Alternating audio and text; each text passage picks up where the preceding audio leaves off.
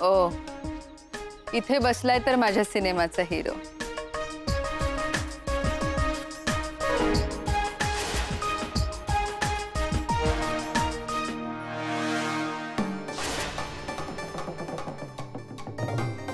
शोना मॅडम,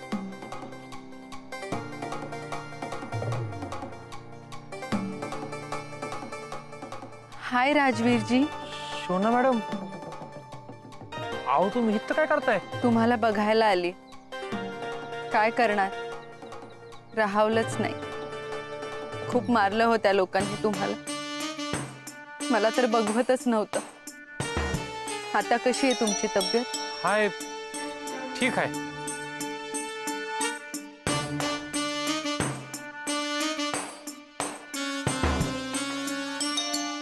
ह्या अंगावरच्या जखमा जातील, पण तुमच्या मनावर जे घाव झालेत ना, ते नाही इतक्यात जाणार। आय एम सॉरी राजवीर जी, मी तुम्हाला नाही सोडवू शकले। आओ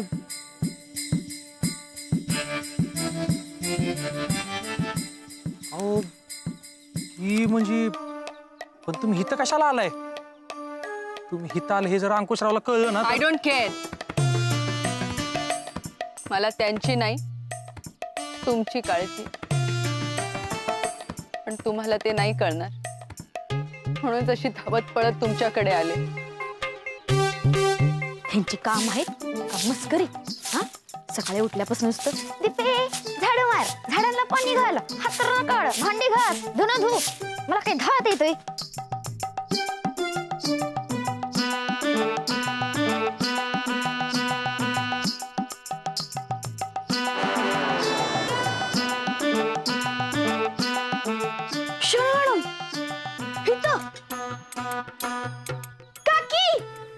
तुम्ही खूप साधे आहात राजवीर जी, पण तुमच्या याच भोळेपणाचा काही लोक फायदा घेत आहेत आणि ते तुम्हाला कळत सुद्धा नाहीये हो।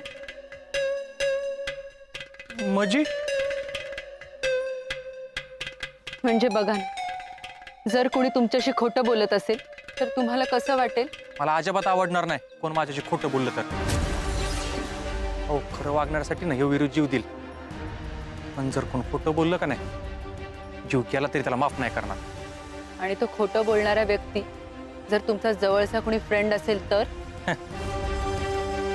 फ्रेंड असेल तर तो खोटं बोलणारच नाही, आणि जर खोटं बोलला ना तो या विरुचा फ्रेंडच असणार नाही। पण तुमच्याशी कोणीतरी खोटं बोलतंय राजवीर जी, आणि जर ती व्यक्ती हे खोटं बोलली नसती ना, तर तुम्हाला एवढा त्रास झालाच नसता। काकी लवकर चला, ती बघा गाडी। अगं ती कुठे आहे? ती होय, ती तिकडे आहे, चला लवकर।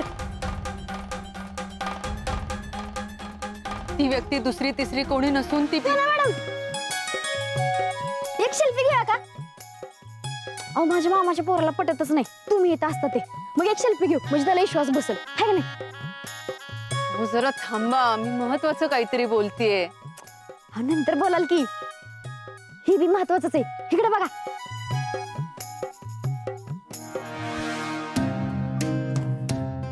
ए सेल्फी काढते, सेल्फी काय ग? तू इथं काय करतेस? अंकुशरावच्या बंगल्यात राहतीस ना? मग इथं खबरी काढायला आलीस वय? नाही हो, मी इकडे राजवीरजींच्या काळजीपोटी आले।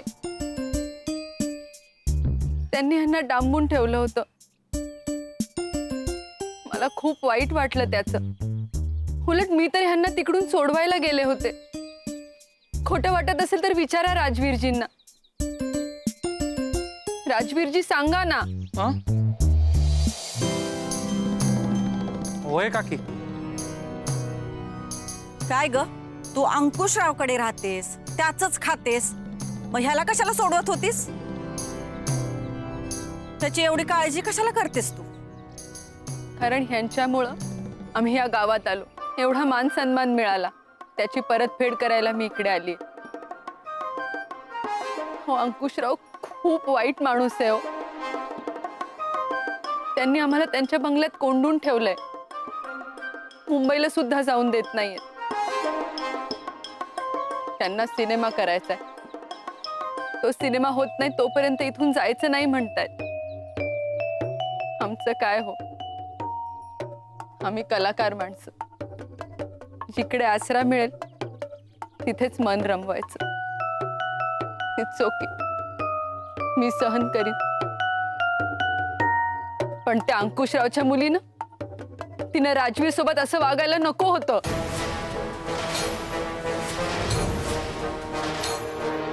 तिनं काय केलं? अहो, तिनेच तर शेण फेकलं बॅनरवर.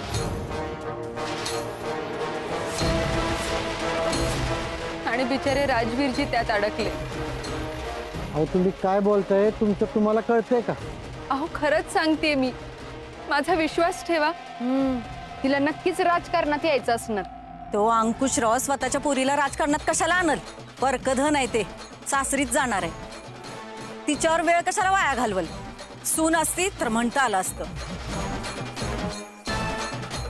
तुम्हाला राजकारणातलं काही कळत नाही तर पुढं पुढं बोलू नका.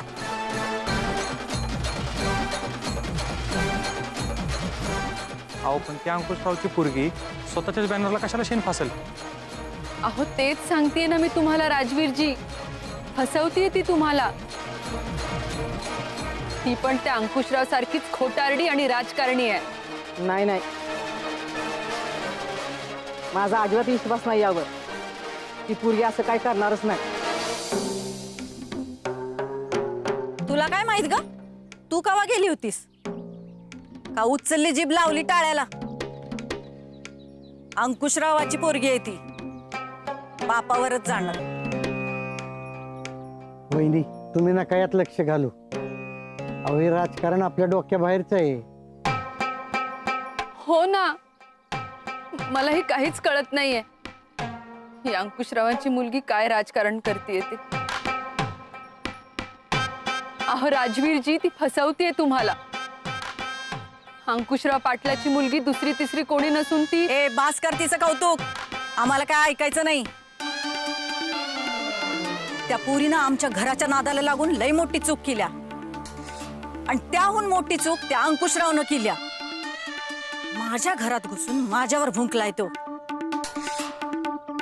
माझा इतका अपमान आजपत्र कधीच झाला नव्हता. त्याला लई माज आहे ना? नाही त्याचा माज एक दिवस उतरवला तर नावची कांचन सुरोशी नाही मी. हे डोक्यात फिट्ट करून ठेवायचं. आणि त्या अंकुशरावाच्या पोरीमुळे हे सगळं झालंय ना, तिला तर मी सोडणारच नाही आता. ज्या दिवशी ती माझ्या तडाख्यात घावल ना, त्या दिवशी घाणाच फिरवते बघा. या आता.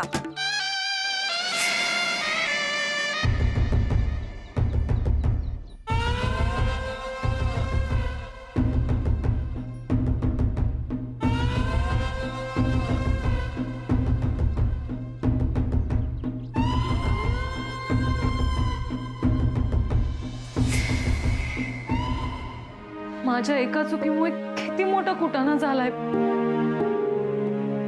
वैशे, वीरूला सगळं काही खरं कळाल्यावर तू मला माफ करेल ना ग?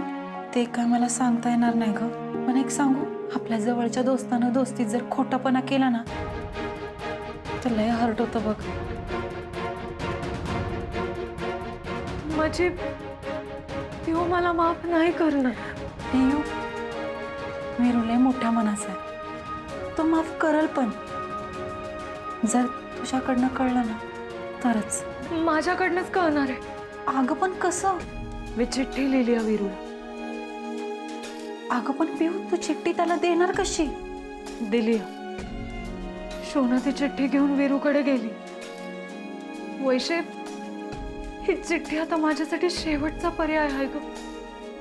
ती कशी बी करून वीरूपर्यंत पोहोचली पाहिजे. ह्यात कुठला अडथळा यायला नको. वीरूनं ती चिठ्ठी आतापर्यंत वाचली बी असेल वैशे. ती मला माफ करेल ना वैशे? पियू,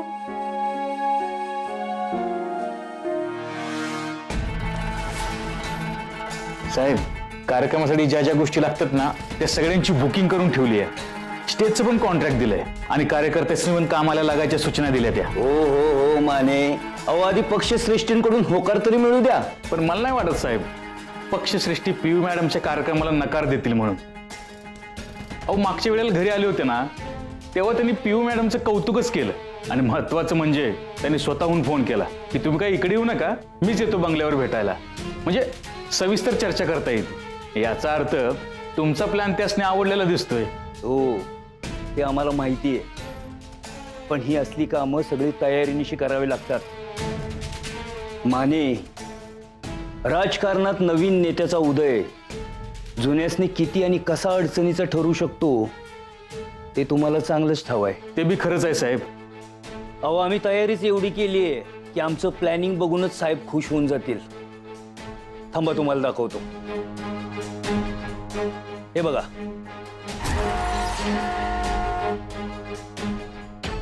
साहेब आलं वाटतं, जावं लागेल खाली. ठीक आहे,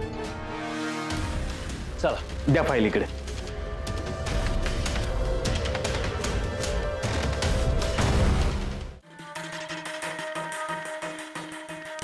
नमस्कार.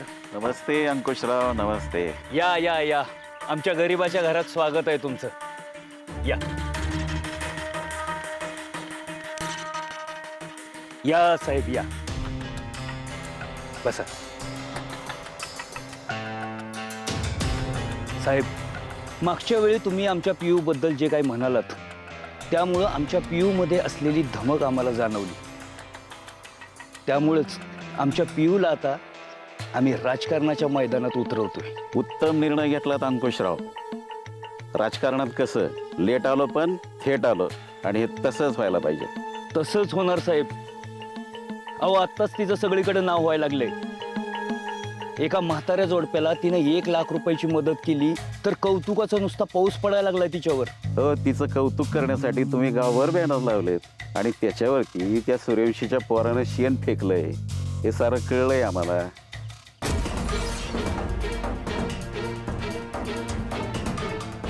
तुम्हाला कसं कळलं? राजकारण करायचं म्हणजे सगळ्या गोष्टींच्या खबरी ठेवावं लागतात अंकुशराव. त्याशिवाय कधी कुठल्या गोष्टीचं भांडवल करायचं, कधी कुठला मुद्दा उचलायचा हे कळणार कसं? आता तुमचंच बघा की एवढी चांगली संधी होती पण त्याचा तुम्हाला फायदा नाही घेता आला. म्हणजे ते शेणानं फासलेलं बॅनर खाली उतरवायची काही गरज होती का? ते राहिलं असतं तसंच तर विरोधकांच्या विरोधात लोकांमध्ये संतापाची लाट उभी राहिली असती. एक गोष्ट लक्षात ठेवा अंकुशराव, राजकारणात नेहमी लाट निर्माण करावी लागते. अशा लाटांवर स्वार होऊनच खुर्चीपर्यंत पोचता येतं. पण तुम्ही ती संधी घालवून बसलात. घालवली नाही, सोडली. आमच्या लेकीची इज्जत पणाला लावून आम्हाला राजकारण करायचं नाही चव्हाण साहेब. तिला सन्मानानं सगळ्यांसमोर आणायचंय म्हणूनच ही सगळी तयारी चालली. माने, साहेबांना फाईल दाखवा.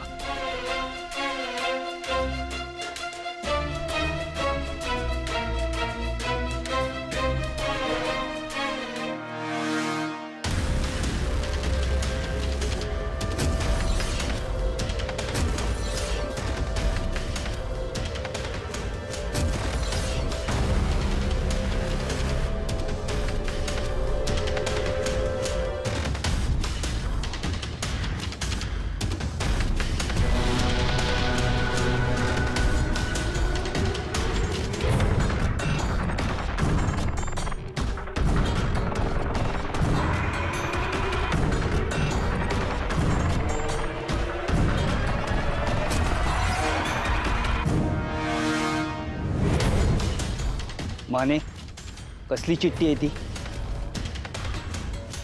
काय विशेष नाही, ती मी कार्यक्रमाची लिस्ट काढली होती ना ती आहे.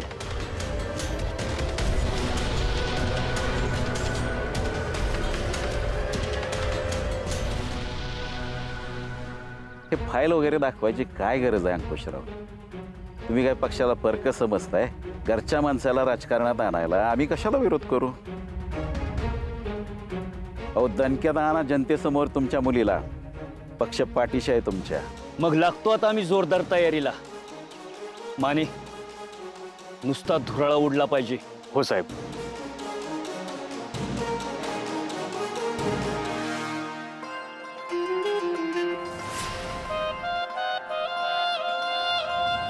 आमच्या पोरीच्या बाबतीत एक सुद्धा वावगा शब्द खपवून घेतला जाणार नाही. राजकारण आणि पद गेलं चुलीत. आमच्या पोरीवरनं असली 56 पद आणि आमदारक्या ववाळून टाकील आम्ही. पण आमच्या पोरीच्या इमेजला जर धक्का लागला तर रक्ताचं पाठ वाट्याल इथं.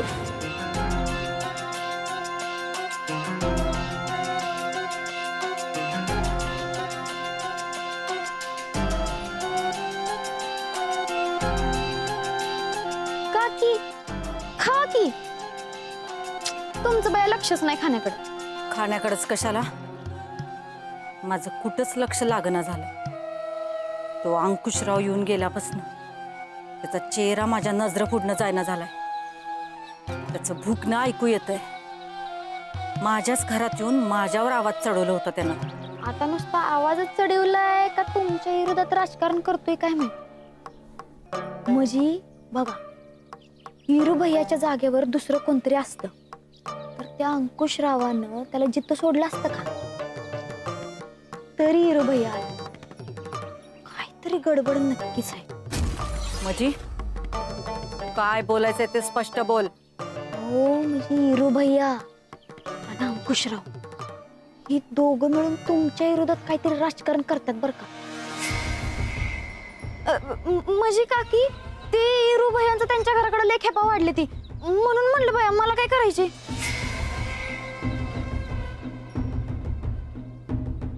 वीरू, वीरू,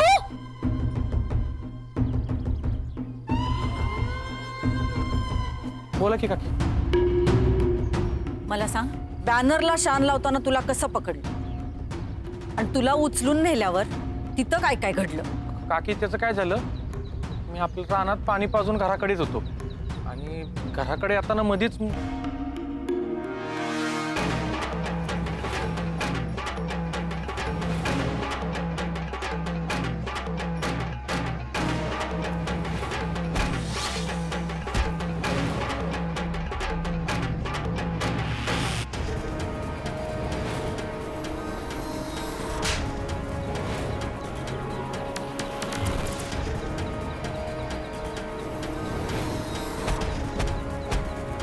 त्यासनी सांगत बी होतो की माझा काही संबंध नाही, पण त्यांनी मोकरच मला त्यात ओढलं. वीरू, तू अंकुशरावच्या घराची पायरी आजपत्र कधी बी चढलेला नाहीस, पण गेल्या काही दिवसामध्ये कशाला ना कशाला तिथं जातच आहेस. काय भानगड काय आहे नक्की? का तू आणि अंकुशराव मिळून माझ्या विरोधात डाव रचताय? अहो काकी काय बोलतोय तुम्ही? काकी तुम्हाला वाटलंच कसं? वाटलंच कसं म्हणजे? मी त्या अंकुशरावला चांगलंच ओळखते. त्याच्या पोरीच्या बॅनरवर शान टाकलंस म्हणजे त्यानं तुझं तुकडं तुकडं करून हिथं आणून टाकायला पाहिजे होतं, पण त्यानं तुला हिथं जित्ता आणून सोडला. अंकुशरावाचा फायदा असल्याशिवाय तो कुणाला जित्ता सोडत नाही, आणि त्यानं तुला माझ्या विरोधात वापरण्यापलीकडं त्याला दुसरा कुठला फायदा होणार आहे? अहो काकी काय बोलताय तुम्ही?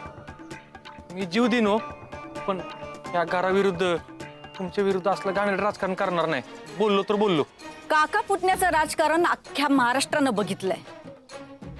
मग ह्यो पुतण्या काकी संग राजकारण करणार नाही कशावर ना? माझं ऐका, अंकुशरावाला त्याच्या पोरीला राजकारणात आणायचं असेल म्हणून त्यांनी हे सगळं केलं असणार. बोललीस? आपलं वय काय, आपला अनुभव किती, आपण बोलतोय काय? तू ज्या वयाचेस तेवढा राजकारणाचा अनुभव आहे माझा. तुम्ही किती बी याची बाजू घेतली तरी माझा याच्यावर विश्वास नाही. काकी तुम्हीच सांगा, मी काय करू की तुमचा विश्वास बसेल माझ्यावर? जवळ मला अंकुशरावच्या डोक्यात काय आहे ते कळत नाही तवर गप बसायचं. तुला पद सोडायचं ना? सोडून दे, पण बाहेर राहून माझ्या विरोधात राजकारण करायचा प्रयत्न केलास का नाही, खानाच फिरवीन बघ. अजिबात घराच्या बाहेर पडायचं नाही. मला न विचारता घराच्या बाहेर पडलास तर गाठ माझ्याशी हे डोक्यात फिट्ट करून ठेवायचं. जी काकी. चाल निघित ना.